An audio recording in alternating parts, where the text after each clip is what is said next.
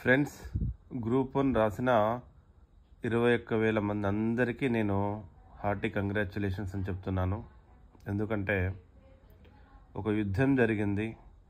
అది విభిన్న పరిస్థితులలో, అయోమయ తికమక పరిస్థితులలో జరిగిన యుద్ధం. అది మనం ఎగ్జామ్ రాయబోతున్నామా లేదా అనేది మనకే తెలియని పరిస్థితుల్లో మనం రాసింది ఆ ఎగ్జాము. కాబట్టి నా దృష్టిలో ఆ 21,000 మంది ఎంతమంది అయితే ఎగ్జామ్ రాశారో అంతమంది విజేతలే. ఫస్ట్ ఆఫ్ ఆల్ నేను చెప్పదలుచుకున్నది. తర్వాత మరి 563 మందికి మాత్రమే ఉద్యోగాలు ఉన్నాయి కాబట్టి 563 మందికి మాత్రమే ఆ ఉద్యోగాలు దక్కే అవకాశం ఉంది. సో ఇక్కడ నేను చెప్పేది ఏంటంటే 563 మంది డెఫినెట్గా సెలెక్ట్ అవుతారు. అండ్ మిగతా వాళ్ళు సెలెక్ట్ అవ్వకపోయినా యుద్ధంలో పాల్గొన్నారు. ఆ యుద్ధాన్ని ఆల్మోస్ట్ వాళ్ళు సక్సెస్ అయ్యే దిశలో తీసుకెళ్లారు. బట్ ఏంటంటే దాన్ని సక్సెస్ అనకుండా మనం ఉండలేము, ఎందుకంటే అది కూడా సక్సెస్సే. ఇంతమందిలో 4 లక్షల చిల్లర ఎగ్జామ్ రాశారు. ఆ 4 లక్షల మందిలో మీరు సెలెక్ట్ అయ్యి 30,000 మందిలో ఉన్నారు. ఆ 30,000 మందిలో మళ్ళీ 21,000 మంది ఎగ్జామ్ రాశారు. అయోమయ తికమక పరిస్థితుల్లో రాసిన ఎగ్జాము అదొక మైండ్ గేమ్. ఆ మైండ్ గేమ్లో మీరు అందరూ ఎగ్జామ్ రాయడమే గొప్ప. ఆ ఎగ్జామ్ రాశారంటే విజేతలే. విజేతలు అయిన తర్వాత ఇక్కడ చూడండి, 523 మంది ఎవరైతే ఉంటారో ఇప్పుడు సడన్గా మనకి జనరల్ ర్యాంకింగ్ లిస్ట్ కానీ లేదు అంటే ఈ 1:2 కానీ 1:3 రేషియో కానీ ఇచ్చారంటే అప్పటికప్పుడు వెబ్ ఆప్షన్స్ ఇస్తారు. సరే, ఆ 15 రోజులు ఏదైతే రీకౌంటింగ్ ఉంటుందో ఆ 15 రోజులు ఉంటుంది, అది వేరే విషయం. బట్ ఈలోపే మీకు ఒక క్లారిటీ రావాలి, ఏ పోస్టు సెలెక్ట్ చేసుకోవాలి. ఎందుకంటే మీకు జనరల్ ర్యాంకింగ్ లిస్ట్ వచ్చిన తర్వాత ఒక ఏమంటారు, మీకు ఒక మీరు ఏ రేంజ్లో ఉన్నారనేది తెలిసిపోతుంది. సపోజ్ మీరు టాప్ 10లో ఉన్నారనుకోండి, డిఎస్పీ ఇష్టమైతే డిఎస్పీ, డిప్యూటీ కలెక్టర్ అయితే డిప్యూటీ కలెక్టర్ని మీరు సెలెక్ట్ చేసుకోవచ్చు. కొంతమందికి యూనిఫామ్ జాబ్లు అంటే చాలా ఇష్టం ఉంటుంది కాబట్టి డిఎస్పీ సెలెక్ట్ చేసుకోవచ్చు. ఒకవేళ టాప్ 10లో లేరు, టాప్ 500లో ఉన్నారు, టాప్ 500లో ఉన్న వాళ్ళకి డిఎస్పీ డిప్యూటీ కలెక్టర్ వస్తుందో రాదో తెలియదు.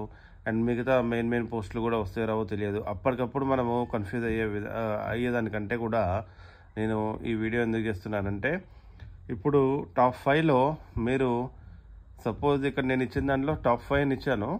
దాంట్లో 1, 2, 3, 4, 5, 6, 7, 8, 9 9 పోస్టులు ఈ 5 టాప్ 5లో ఉన్నాయి చూడండి. So first deputy collector, DSP, దీంట్లో ఎటువంటి తికమక లేదు. ఎందుకంటే ఎవరికైనా ఈ 2 పోస్టుల మీద గురి ఉంటుంది. గ్రూప్ 1 రాసిన ప్రతి ఒక్కరూ మీరు ఏ పోస్ట్ చూజ్ చేసుకుంటారో, ఒకవేళ నెంబర్ 1 పొజిషన్ వస్తే కనుక అంటే డెఫినెట్గా ఈ రెండిట్లో ఏదో ఒకటి చూజ్ చేసుకుంటారు. దాంట్లో ఎటువంటి డౌట్ లేదు. ఇప్పుడు మీకు వచ్చిన డౌట్ అల్లా నెక్స్ట్ మూడో పోస్ట్ ఏం తీసుకోవాలి, 4వ పోస్ట్ ఏం తీసుకోవాలి, 5వ పోస్ట్ ఏం తీసుకోవాలి, వెబ్ ఆప్షన్స్లో నేను చెప్పేది. సో 5 ప్రిఫరెన్స్ ఏమి ఇవ్వాలని. ఈ ప్రిఫరెన్స్ అనేది మనము చూడండి, మొత్తం 18 వివిధ రకాల పోస్టులు ఉంటే కనుక దాంట్లో ఇక్కడే 9 రకాల పోస్టులు కవర్ అయిపోయాయి. ఇంకా మిగతా 9 రకాలు ఏంటంటే అవి మీకు తెలుసు. మీరు దాంట్లో ఏది చూజ్ చేసుకుంటే మీ కెరీర్ బాగుంటుంది అనేది, అయినా దాని గురించి కూడా డిస్కస్ చేద్దాము. కానీ ఇక్కడ మెయిన్ డిప్యూటీ కలెక్టరు, డిఎస్పీ తర్వాత మనకి స్టేట్ జనరల్గా ఏంటంటే చూడండి, డిస్ట్రిక్ట్ లెవెల్ పోస్టులు జనరల్గా ఎవరైనా చూజ్ చేసుకుంటారు. సో దాంట్లో district registrar, regional transport officer, DPO. Regional transport officer district level post కానప్పటికీ అది డిస్ట్రిక్ట్ లెవెల్ పోస్ట్తో ఈక్వలే. ఎందుకంటే చూడండి, రీజనల్ ట్రాన్స్పోర్ట్ అంటే ఒక రీజన్కి సంబంధించిన ఆఫీసర్ ఆయన. సో ఆల్మోస్ట్ డిస్ట్రిక్ట్ లెవెల్లో ఆయన ఇది ఉంటుంది. ఒక డిస్ట్రిక్ట్లో చాలామంది ఆర్టీఓలు ఉంటారు. ఒక రీజన్లో ఒక పెద్ద డిస్ట్రిక్ట్ అయితే 2-3 ఆర్టీఓలు ఉండొచ్చు, 4 ఆర్టీఓలు ఉండొచ్చు. లేదు అంటే చిన్న దాంట్లో అయితే కనుక 1-2 ఆర్టీఓలు ఉండొచ్చు, అది వేరే విషయం. బట్ ఆయన కూడా మోరార్లెస్ డిస్ట్రిక్ట్ లెవెల్ ఆఫీసర్ లాగానే అక్కడ ఉంటుంది. ఇంకోటి ఏంటంటే నెక్స్ట్ మున్సిపల్ కమిషనర్, సిటీఓ, ఈ రెండిట్లో ఏది చూస్ చేసుకోవాలి. సో ఈ రెండిట్లో జనరల్గా మీరు కొంతమంది ఏం చేస్తారంటే డిప్యూటీ కలెక్టర్, డిఎస్పీ తర్వాత మున్సిపల్ కమిషనర్ సెలెక్ట్ చేసుకునే అవకాశం ఉంటుంది కొంతమంది. లేదు అంటే నాకు డిస్ట్రిక్ట్ లెవెల్ పోస్టే కావాలి కాబట్టి నేను డిస్ట్రిక్ట్ రిజిస్టర్ కానీ, ఆర్టీఓ కానీ, డిపిఓ కానీ సెలెక్ట్ చేసుకోవాలి అనే ఉద్దేశంలో ఉంటారు. సో ఇక నేను చెప్పదలుచుకుంది ఏంటంటే, మీ అభిరుచులను బట్టి మీరు సెలెక్ట్ చేసుకోవచ్చు, అది వేరే విషయం. బట్ జనరల్గా కెరియర్ పాయింట్ ఆఫ్ వ్యూలో చూస్తే కనుక డిప్యూటీ కలెక్టర్, డిఎస్పీ తర్వాత జనరల్గా మీకు ఈ ఆర్టీఓకి మంచి భవిష్యత్తు ఉంటుంది. తర్వాత డిపిఓ అంటే కెరియర్ ఓరియంటెడే, బట్ దాంట్లో చాలా రకాలైన సమస్యలను ఎదుర్కోవాల్సి వస్తుంది. ఎందుకంటే ఇవన్నీ డెవలప్మెంట్కి సంబంధించిన పోస్టులు.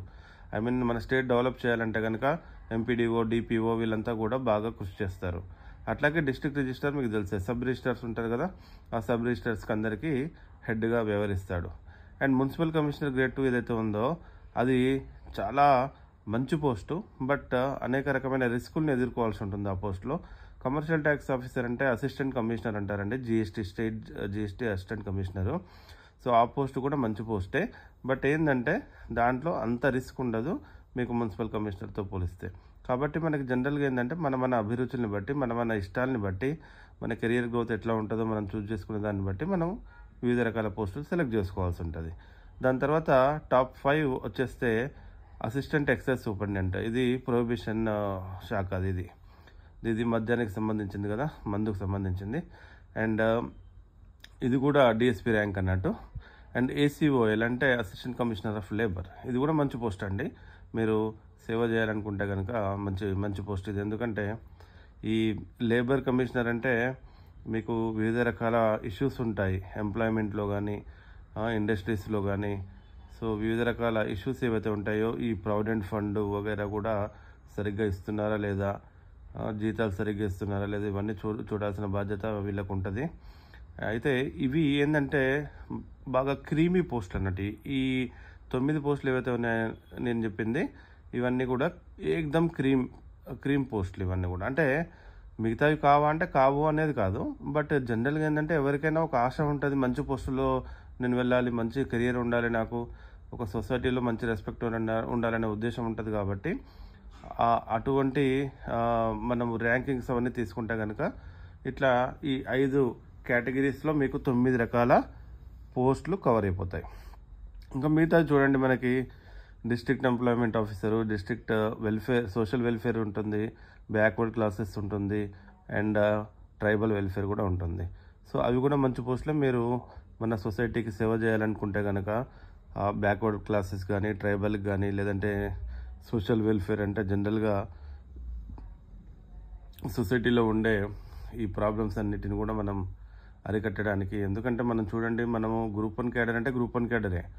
అఫ్కోర్స్ దాంట్లో చామ్ పోస్టులు అంటే బాగా చార్మింగ్ అయ్యే పోస్టులు ఏవైతే ఉంటాయో అవి మీకు deputy collector and DSP.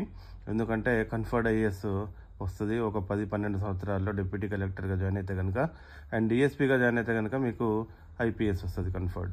So దానివల్ల ఆ చార్మింగ్ వల్ల జనరల్గా అందరూ అటు వెళ్తారు. మిగతావన్నీ కూడా గ్రూప్ 1 అన్నీ కూడా మంచి పోస్టులే.